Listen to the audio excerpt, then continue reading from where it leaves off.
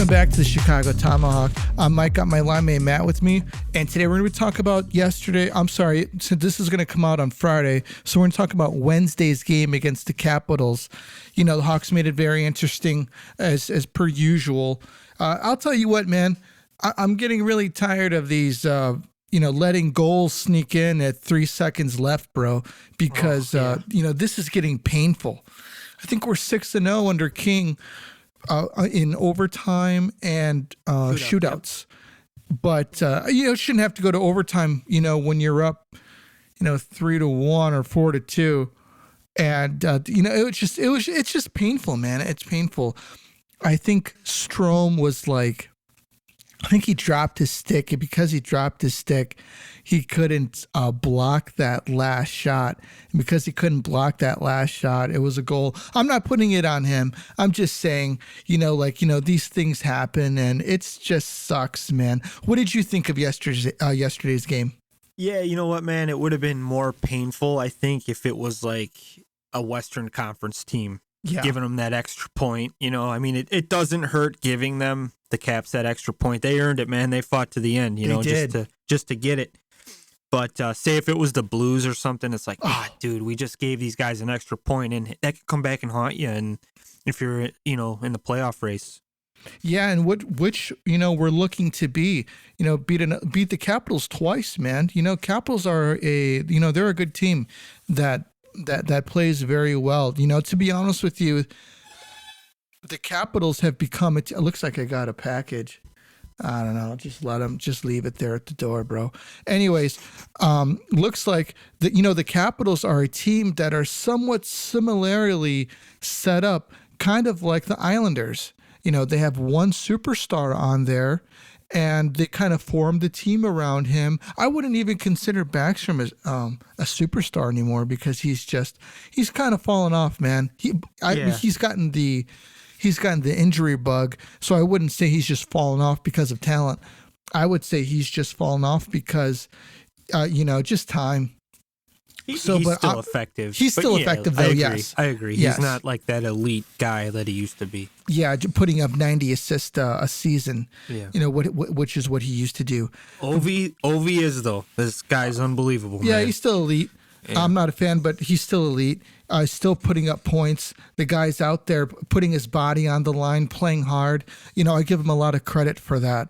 But yeah, man, a tough team to play against. I thought that the Hawks played them hard.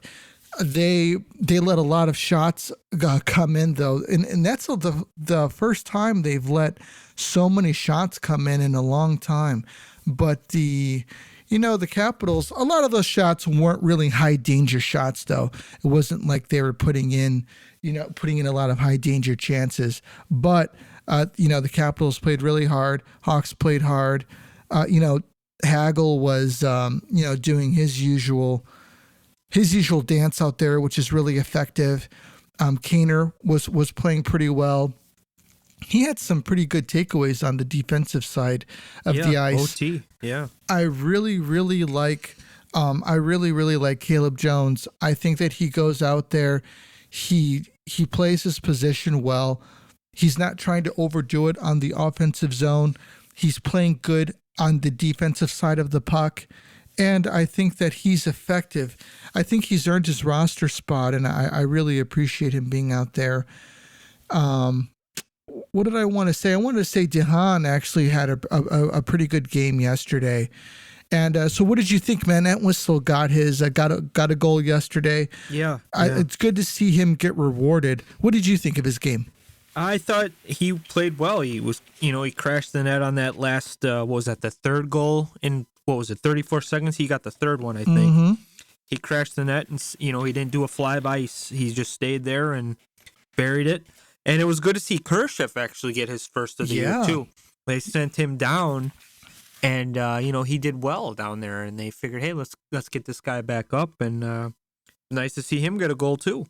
Yeah, definitely, 100%. It's good to see him get rewarded because I do see the effort from him, and I've always seen the effort from him trying to be effective, trying to play well, and he was just didn't get just unlucky, you know. No puck luck. Yep. No puck luck, man. And as you know, as the Hawks lost to Toronto last week, you know, it shows that this game is a game of luck and chances and what the puck wants to do, you know, and it's not all just skill. But I really like the direction that this team is going. You know, I think that they've really turned it around. I think that they're playing better and better. Guys like McCabe are really seeing their spot on the team, figuring it out. Hagel has his spot on the team. He knows what he's doing. Connor Murphy, you know, the same thing. A lot of guys on this team are finding their identity and what they are going to be contributing to this team. I think Taves is still looking for who he is at this stage in his career. He wants to score. He's still elite at the faceoff dot, man. And, you know, that's huge for us. I think that he's great on the defensive end of the puck.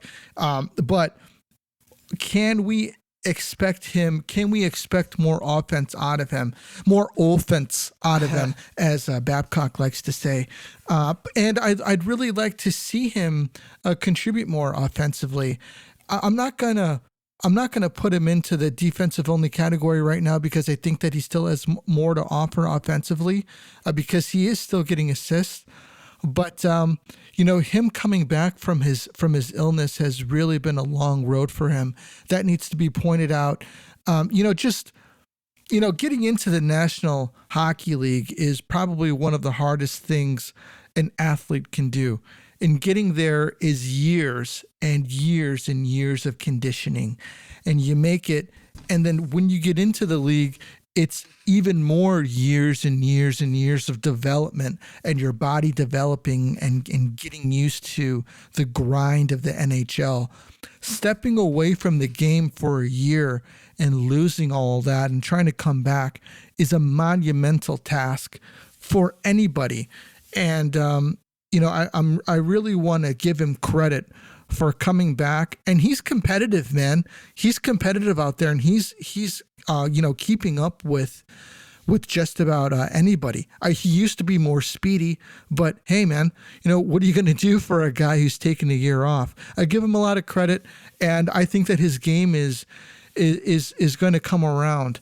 As far as the defensive side of the puck, Seth Jones is definitely finding his niche on this team, which is huge. We need him to find out where he's comfortable at, how he, you know, getting him to get comfortable so that he could play his game.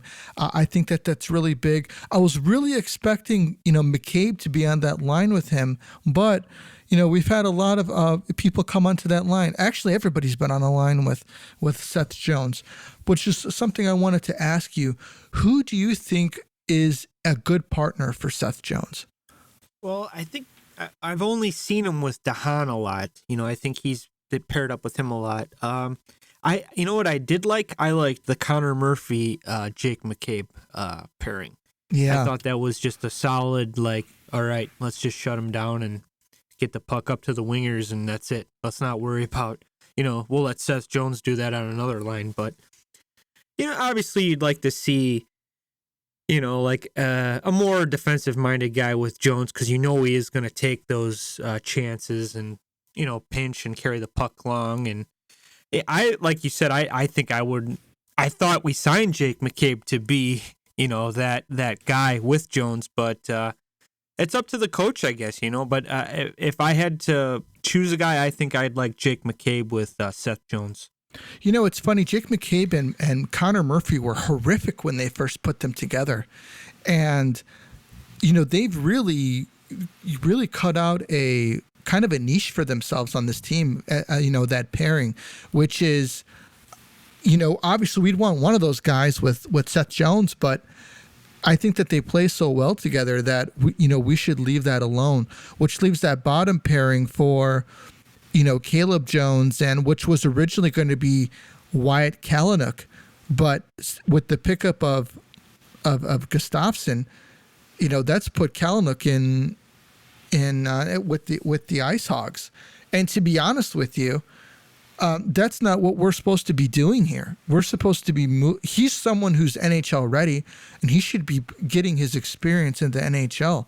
And he's someone that I think should be up right now. That being said, I want to kind of. I don't know who's going to play next to Seth Jones as of right now. Probably Connor Murphy, but are we going to move him at the? Are we going to sell at the playoff? At the playoff push, are we going to be pushing for the playoffs? It makes you wonder, who this team is. This team's fighting. They're fighting to get into the race, and I think that it would be really disconcerting as a player that you're fighting to get into this race, and you're almost there, and then your team becomes sellers. And Jahan, I think, would definitely become someone that they would be looking to move. And I'd have to argue that that Dylan Strome would be one of those people as well. Dylan Strome is another interesting case here, man, because he's someone that seems to be playing harder than I would say that he has played in the past. Like, he's looking to keep his spot on this team. Do you think he stays? You know what? That's a good question. I don't think I can answer it, but yeah, like you said, you could tell the effort is there. He's working hard, and obviously getting scratched really got to him. I mean, it's kind of embarrassing if you're last year you were like you're supposed to be like the number one center, and you kind of just it didn't go well, and you worked your way down, and Colleton did not like him. That's no question, and I you know what? I like the guy, but I think he's just so inconsistent at times. He can't get going, and he's had opportunities. Like, I think they had him last night with DeBrincat and Kane, correct? Yeah. So, I mean, if you're playing with these two elite guys, you gotta get on that score sheet. You gotta make a difference. And I think maybe they'll give him another shot if they can't trade him. I think this is his last year. I think he signed that 2-year deal. Right. Maybe they'll give him another 1-year kind of prove it deal, and if it doesn't work out, like, they'll probably trade him at the deadline. But you never know. This GM might have a different, vision with this team. I could see him trading, Marc-Andre Fleury, even though I don't want them to do that because he's one of the most likable guys in the league. He's awesome. But I'm sure Marc-Andre, he's a competitor, man. He's gonna want to be in the playoffs, and guys live for that. That's why they play. They want to win the Stanley Cup. And I could see him getting traded, maybe Jahan, on a team that needs like that extra, maybe like a top 4 defensive guy just to kill some penalties and do some hard work. There could be tons of interest out there. We'll see. I think the Hawks will be sellers. I think the horrible start to the season, it's pretty hard to recover from that. It sucks, man, because this team could have been so much better if maybe King could have had a camp with them. And this camp that they had with Colin, where he tried to freaking kill these guys, I don't know what that was all about.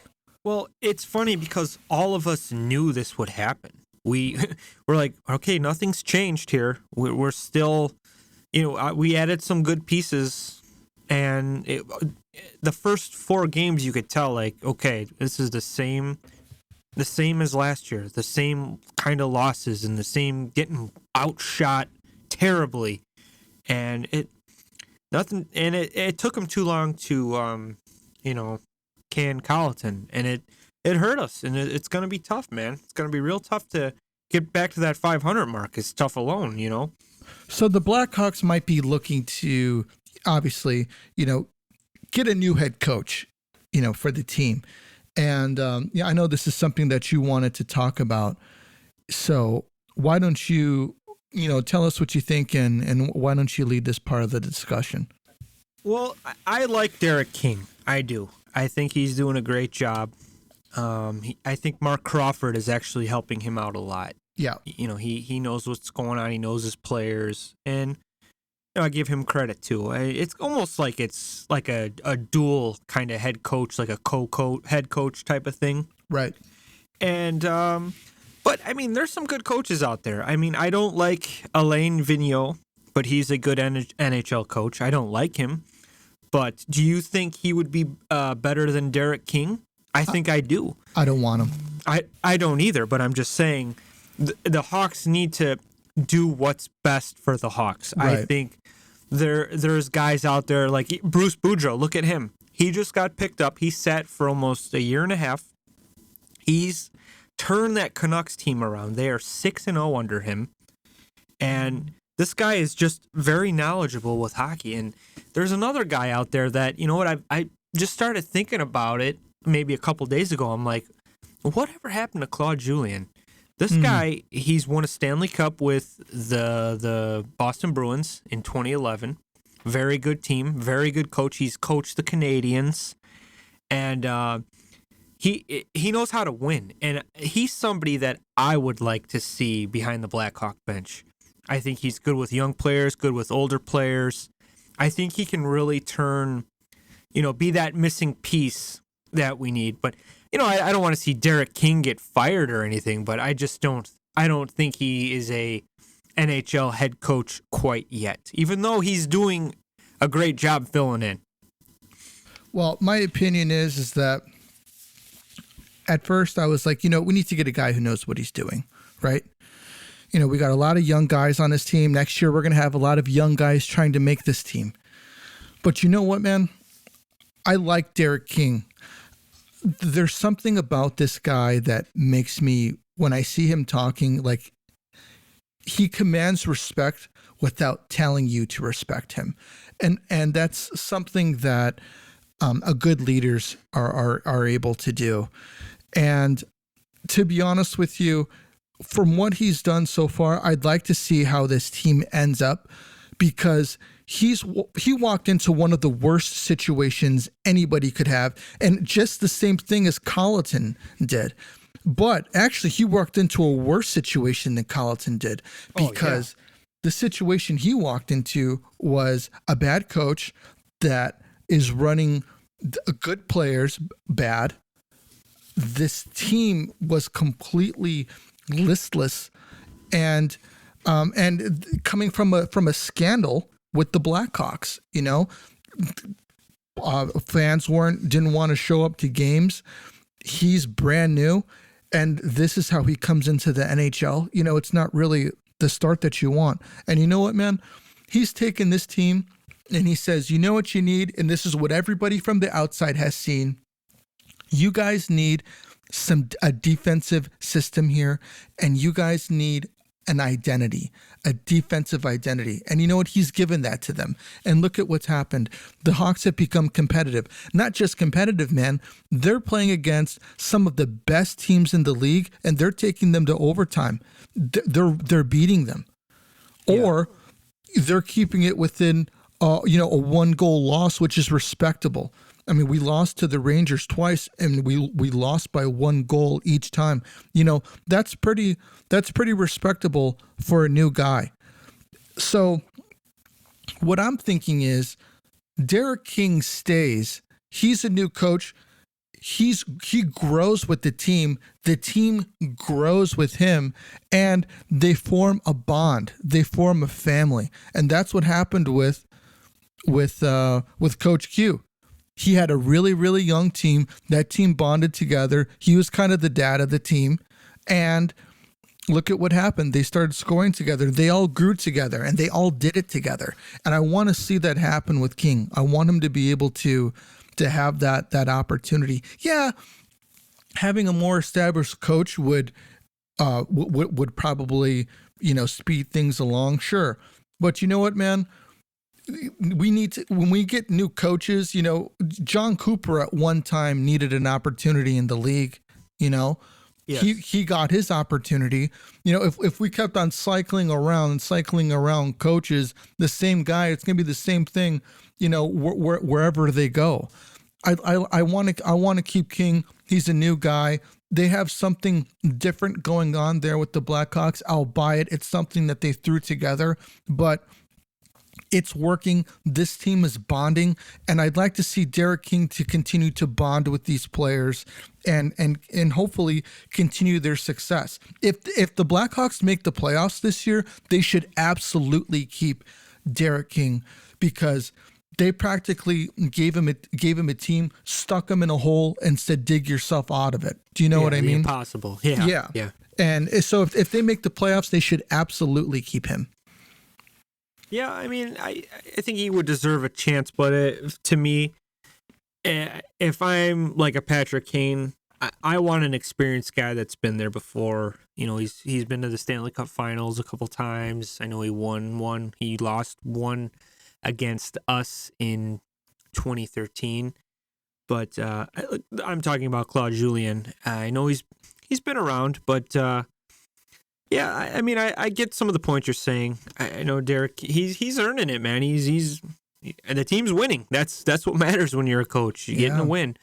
But you know, there's still some things that, you know, there's some coaching mistakes, like you know, giving up those goals. I know it's the players too, but giving up goals in the first minute of the game. I mean, you got to get these guys ready to go. You can't, and the penalties have been bad too lately with the Blackhawks. They're not disciplined enough, and you know, we give up a lot of power play goals against us. So I like to see that get better. I think Fleury's turned his game around under King, which is a great thing, because that guy needed it, man.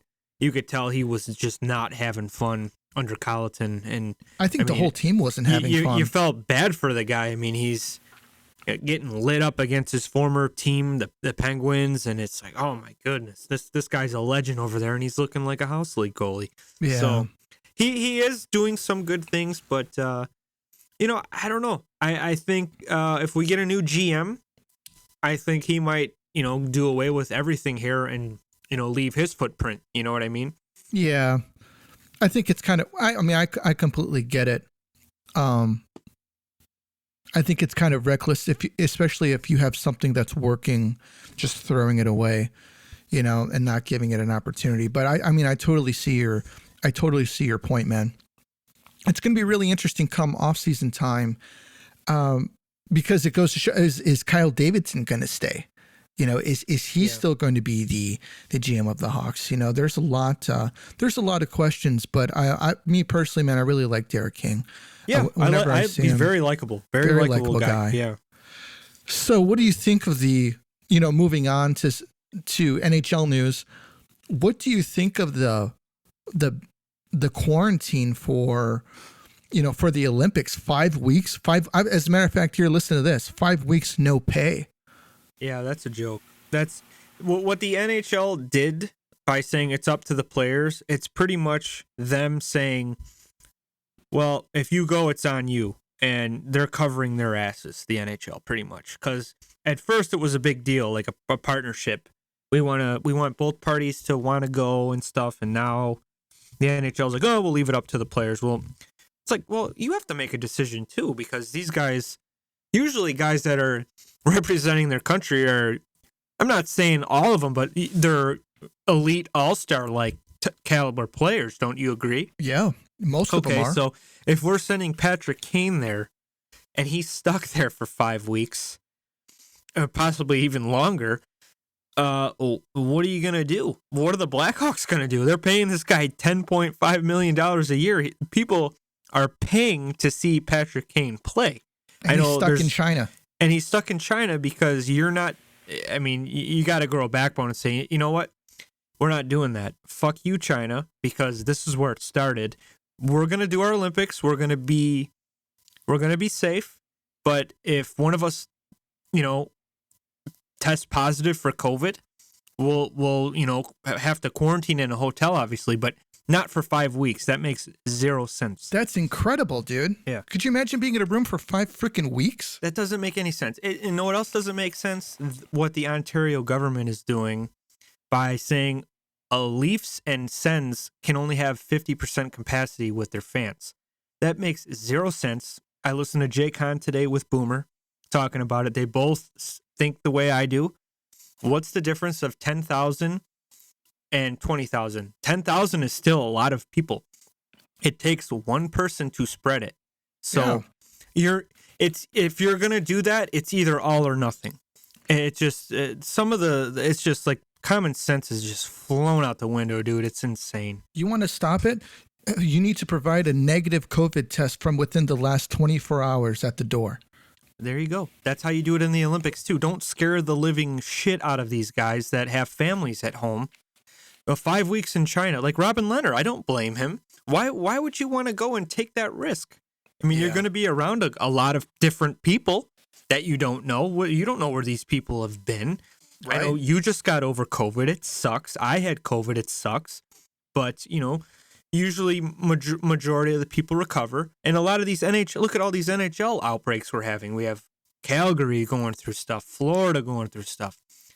And everything's mild and stuff. Everyone's doing well. But what if we, like, I've been seeing a lot of these on Twitter, these comments saying, like, if we don't go to the Olympics, why don't we use that time to do makeup games for the that we were going to shut down for the Olympics instead? Yeah, so, that's actually a really good idea. And to be honest with you, that might be a good time to I don't want to say shut down the NHL, but maybe they should, during that already predetermined time, to make up games and let a lot of these guys who are in COVID protocol, or in these teams that have all of these people in COVID protocol, heal. Yeah. Because I'll tell you, I mean, obviously I had COVID, man. That was freaking brutal. I couldn't imagine being in China and having COVID, where I didn't have people to help me with it, Yeah, who's gonna bring you, leave you food at the door, or help you out if you can't do something? I mean, you're there alone. You don't know where all this stuff is. Where can I get some soup or something? Who knows? You can't even leave. Right. And who's gonna bring it to you? They're gonna leave it at the door in like a hazmat suit or something. But it's insane. It makes no sense. It just seems like there's Calgary added another 2 people to the COVID list, man. We have COVID is spreading rampantly through the NHL right now. I mean, it's spread through my house like nothing. I could only imagine how it's spreading through the NHL. And, it's getting to the point where, something needs to be done so that the other players, aren't getting it. I don't know what you do, man. I think it's going to be here forever. And I think, you know what? You just got to deal with it. And I mean, these guys are all vaccinated. There's a couple that aren't. Some people got different beliefs. So, I mean, then they're still fine. So, I mean, you got to be safe. And you know what? If anything good that's come out of this pandemic is people are more, they're clean and they're considerate now. I mean, some people used to, I'm here at work today. I'm sicker than hell. I've been puking. It's like, why the hell are you standing Why are you next here, to me? man? Exactly. Yeah. But I think that people are now like, hey, I'm sick. I'm going to stay home. I don't want to spread this to my coworkers, my family. And I'm going to get better, and that's the only good thing that's come out of this. But yeah, with this COVID spread, man, I don't know. I don't know the answer to it. I really don't. Dude, I've been at work, man, and I've seen people sneeze on the microwave. And I'm like, are you freaking kidding me, dude? Like I walked in with like my food, and I'm like, you know what? Forget it. I just ate my food cold. And, and it always bugged me. It's like, just stay home, man. Just, if you're sick, stay home, because you're not winning any. If you have sick days, take your sick days, because you're not winning any awards, any tough guy awards or anything going into work, half dead. There are people that say, hey, no, I can't take off. I need the money. But it's like, hey, man, you're just hurting other people around you. And then they can't feed their families. So, I guess what they're doing is they're like, I think Johnny Hockey was added to that list, and he's an Olympian guy, so he's a Team USA top 6 guy. Yeah, so I mean, who the hell knows, man?